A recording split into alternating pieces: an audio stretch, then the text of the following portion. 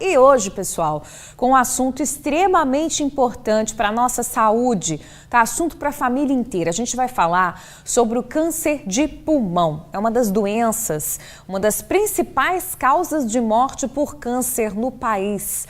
E também uma das doenças mais silenciosas. Para alertar todos nós, sobre os riscos do câncer de pulmão, a importância da prevenção, do diagnóstico precoce. Esse mês de agosto agora é marcado pela campanha Agosto Branco.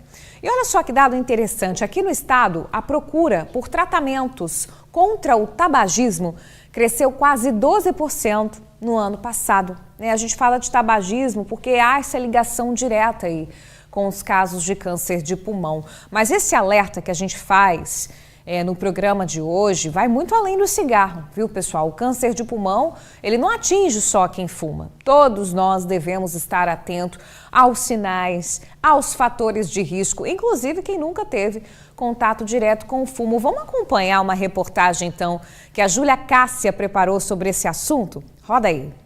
O vício em cigarro começou cedo na vida da Ironete, aos 12 anos de idade. Foram mais de 30 anos de dependência. Tudo em função do cigarro. Acordava, tomava um cafezinho do dia anterior para fumar um cigarro, para fazer um café novo. Assim, minha vida girava em torno do cigarro. Tudo que eu colocasse na boca era para fumar. Eram 3 maços de cigarros por dia. Um episódio traumático ao perder uma pessoa querida para um efizema pulmonar, junto com as cobranças de familiares, fizeram a aposentada tomar a decisão de parar de fumar. Ela relata como o primeiro ano foi desafiador. São noites sem dormir, sabe? São assim, atribulações, você fica agoniada, você fica angustiada. Qualquer coisinha que passa é um gatilho para você querer fumar. E eu com cigarro, eu chegava perto dele, olhava para ele, não vou fumar. Então, eu te falo, do primeira semana até um ano, foram fases, assim, bem difíceis. Apesar da conquista de largar o vício por conta própria, essa ajuda é oferecida gratuitamente pelo Sistema Único de Saúde, o SUS. Em Vitória, equipes formadas por enfermeiros, assistentes sociais, psicólogos e profissionais de educação física já ajudaram cerca de 370 pessoas que buscaram tratamento até agosto desse ano. As sessões terapêuticas, elas geralmente acontecem em grupo. Por que tem as sessões terapêuticas? Porque quando a gente fala de dependência química, que é o caso do tabagismo, é uma dependência química, e é uma das mais graves, inclusive, embora o tabaco seja uma droga lícita, a gente precisa trabalhar os aspectos psicológicos, comportamentais e sociais dessa dependência. Só medicamento não resolve. O tratamento segue durante um ano com acompanhamento semanal, quinzenal e mensal, de acordo com a evolução do paciente. O medicamento, o tratamento, geralmente são 3 meses de apoio farmacológico, que são os primeiros meses mais difíceis após a cessação. Quem tenta parar sozinho, geralmente, tem uma taxa maior de recaída por conta dos sintomas de abstinência que vêm quando param. E o medicamento ele vem justamente para amenizar esses sintomas de abstinência. O sucesso do tratamento vai depender da adesão da pessoa, como nós falamos, São algumas semanas ali no primeiro mês e depois esse acompanhamento pelo menos mensal. Quanto melhor a adesão da pessoa, melhor o resultado dela no tratamento. Por trás de 85% dos casos de câncer de pulmão está o tabagismo e até mesmo a exposição passiva ao tabaco. Uma doença silenciosa com grande risco de levar à morte. Mas a boa notícia é que a procura por tratamento cresceu 12% no ano passado, através do SUS. O câncer de pulmão é um dos tipos mais comuns e também um dos que mais causam mortes no Brasil e no mundo. Fique atento a alguns sinais de alerta para essa doença. Uma tosse persistente, uma falta de ar, uma dor no peito, uma perda de peso sem uma causa aparente ou a presença de sangue no escarro. Aquela secreçãozinha que sai quando tem uma tosse secretiva. Se esses sintomas durarem mais de algumas semanas, procure atendimento médico. Mais de 20 anos depois de parar de fumar, o desejo da Ironete é que todos tenham a mesma qualidade de vida que ela tem hoje. Eu só não falo para os outros, sabe, Júlia, porque a gente não quer ser um ex-fumante enjoado. Mas eu tenho o exemplo aqui da minha vizinha, quando ela chegou, que ela falou para mim, Netinha, eu tô com adesivo, eu vou parar de fumar. Eu chorei. eu chorei de alegria, porque eu ficava tão triste de vê-la fumando, de lembrar do que eu já passei. Eu queria poder falar para todo mundo isso, sabe? É libertador. E que exemplo, né? Não é fácil largar o vício de força de vontade. Parabéns, viu, minha amiga? Agora, pessoal, vamos conversar aqui sobre esse assunto. Eu estou super bem acompanhada aqui da nossa mesa de café da doutora Rízia Pessinali, médica oncologista. Obrigada pela presença, doutora Rízia. Obrigada, Bruna. Prazer estar aqui. Ai, prazer nosso de recebê-la. A gente viu aí na reportagem a importância, né, das pessoas que buscam tratamento e apoio para se livrar do vício do cigarro, né, que está diretamente ligado aí ao câncer de pulmão. E é justamente assim que eu quero começar a nossa conversa, doutora Rízia. Hoje o tabagismo ainda é a principal causa ali para o câncer de pulmão? Sim, exatamente. A gente entende que o tabagismo ou o câncer de pulmão é a principal causa de morte evitável por câncer no mundo. Nossa. Então, como a médica citou, né, 85% dos casos de pulmão está relacionado ao tabagismo. Então, é o mais relevante, sem sombra de dúvida. E parabéns para essa senhora que maravilhosa, né, que conseguiu parar, né, e sente muito orgulho, se sente muito bem. E eu falo assim que o primeiro passo é você entender que aquilo não é bom para você e decidir que você quer parar. E aí, como que você vai parar? A gente está vendo aí esse programa maravilhoso, né, que está ajudando muita gente. Assim, é muito relevante essa cessação do tabagismo, essa parada de fumar, porque é um vício, né? Assim, então, o que esconde esse vício? O que você está tentando esconder com isso? Então, a gente precisa avaliar e pensar direitinho que isso está causando mal para você, está causando mal para as pessoas ao seu redor, para as pessoas que você ama. Então, sua você família, fuma, né? Exatamente. As pessoas que estão ao redor de você estão em risco também. E se você pensar direitinho, é uma das piores indústrias que existem, é a indústria do tabagismo, né? Porque você não tem benefício nenhum com esse produto. Como é que eles ainda conseguem vender isso, né? É sabido que o cigarro tem mais de 40 substâncias claramente relacionadas a câncer. Meu Deus. Como é que consegue ainda continuar no mercado, né? É realmente um lobby muito forte mesmo. Pois é. E é interessante porque a gente viu ali o exemplo da entrevistada, às vezes a pessoa está escutando aqui a nossa conversa, está falando, eu fumo há 30 anos, nunca tive nenhum problema, nunca tive uma falta de ar, né? E acha que o tabagismo não é um problema e acha que também que se agora fosse buscar uma ajuda para conseguir largar o vício, não conseguiria porque já está há muitos anos, né, fumando. E não é bem assim, né, doutora Rízia? Não é bem assim, não importa a quantidade de tempo que você fume, que a cessação do tabagismo vai te trazer benefício. Por exemplo, é claro que não é todo mundo que fuma que vai ter câncer de pulmão. Certo. Obviamente que não. A gente conhece pessoas que fumam há muitos anos e nunca tiveram câncer. Mas as lesões pulmonares, absolutamente todos os pacientes terão.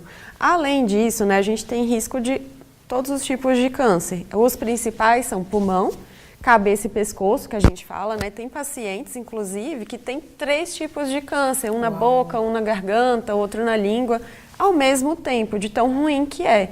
Além disso, as doenças como DPOC, enfisema, tudo isso, eu não vou ter câncer, mas você pode ficar dependente de oxigênio para o resto da sua vida, falecer desse jeito, né? Ruim. Em troca de quê, sabe? Em troca Sim. de minutinhos de conforto que você pode obter através de outras opções prazerosas. Imagina você conseguir ter prazer na atividade física, né? Isso vai te trazer 1 milhão de benefícios e às vezes de graça você consegue. Com o cigarro você tem que gastar um dinheiro, né, para sustentar aquele vício. E não é barato. Não é barato. Cigarro não é barato. E assim, pensando direitinho, você não tem benefício algum com esse hábito. E agora a gente também tem o vape, né, doutora Rízia? Que aí tem muita gente que O vape, ele veio para o mercado com essa coisa de, tipo, sou menos pior que o tabaco comum. E aí muita gente caiu nesse conto e acabou desenvolvendo um outro vício e pior também, né? Muitos jovens que não fumavam nenhum tipo de cigarro passaram a buscar ali no vape e estão viciados em vape, né? É uma observação muito interessante falar sobre o vape, porque... Assim, a gente tem um tempo relativamente recente desse hábito, então a gente ainda não tem comprovadamente a ligação direta entre o vape e o câncer de pulmão. Mas a gente tem claramente várias doenças pulmonares estruturais relacionadas ao vape, já muito claro. E aí, um dos fatores de risco para câncer de pulmão é ter uma doença estrutural no pulmão. Então, se você tem uma fibrose, se você tem inflamação, o vape, ele realmente foi ali, vamos dizer, criado talvez para tentar ajudar as pessoas que querem parar de fumar, mas meio que foi um tiro que saiu pela culatra, sabe? Ao invés de ajudar essas pessoas a pararem de fumar, foi o que aconteceu. Os jovens acabaram achando aquilo divertido. Tem um saborzinho, tem um cheirinho. Isso. E aí, isso criou um novo vício. E esse novo vício é, sim, prejudicial para a saúde pulmonar, porque você tem várias substâncias químicas diferentes do cigarro, mas substâncias químicas que estão agredindo o pulmão. Sim, lógico. Agora, a gente está falando muito do tabagismo, do cigarro. Agora, quais são os outros fatores de risco? Porque, eu não fumo, mas... Quais são os outros fatores de risco para o câncer de pulmão? Por exemplo, histórico familiar conta nessa história? Explica pra gente. Sim. Você mesmo fumar é o principal, mas assim, um familiar que fuma também aumenta o risco, né? Nossa. Alguém que fuma dentro de casa. Além disso, a gente tem também a exposição ocupacional, que a gente fala. Então, tem algumas indústrias que estão relacionadas à exposição química, como arsênio, como asbesto, alguns produtos químicos que, se você trabalha num tipo de indústria química, é importante você entender melhor com o que você está trabalhando. Ultimamente, com as leis trabalhistas, isso melhorou, diminuiu um pouco a incidência, mas assim, você precisa estar atento a isso. Além disso, tem um fator de risco que a gente não tem muito como controlar, que é a poluição que a gente está exposto, né? Verdade. Então, assim, é algo que realmente é difícil de você não estar exposto.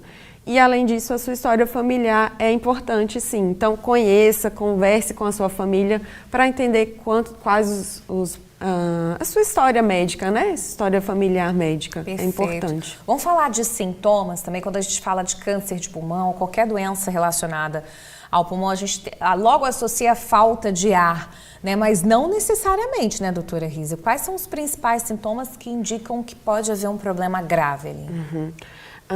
Como você disse, não é uma doença assim com tantos sintomas, né? Por exemplo, o câncer de mama, sente um caroço, sente alguma coisa ali por fora. O pulmão vai depender muito da localização. A maioria dos casos, infelizmente, é descoberta já mais avançado. Então, a gente tem essa proporção de mortalidade muito alta também por esse fator. Tem o fator de a doença ser relativamente mais agressiva, por exemplo. Porém, também tem esse fator da gente descobrir mais avançado, né? Então, a gente não pode negligenciar um sintoma que está ali mais persistente. Os estudos falam que a maioria dos pacientes sentiu primeiro uma tosse persistente. Então, tosse que está ali, você acha que é alérgica, né? De repente está até há mais de um ano a pessoa tossindo e não se cuida, né? Então, 2, 3 semanas de tosse, procura um médico para você dar uma avaliada nisso. Além disso, a falta de ar é sim um fator, um sintoma, um dos sintomas mais comuns. Então, uma falta de ar persistente, você precisa entender se você tem uma justificativa para aquilo. Será que eu tenho asma? Será que já fez algum exame do pulmão, uma tomografia, um raio-x de tórax? Precisa ver, né? Você não começa a ter falta de ar por nada. Você precisa realmente justificar isso. Outros sintomas comuns, assim, não tão comuns, né? Mas vamos dizer, na lista aí de comuns, é uma dor que aparece assim no tórax, então uma dor que você não consegue justificar, que é persistente, vá atrás disso.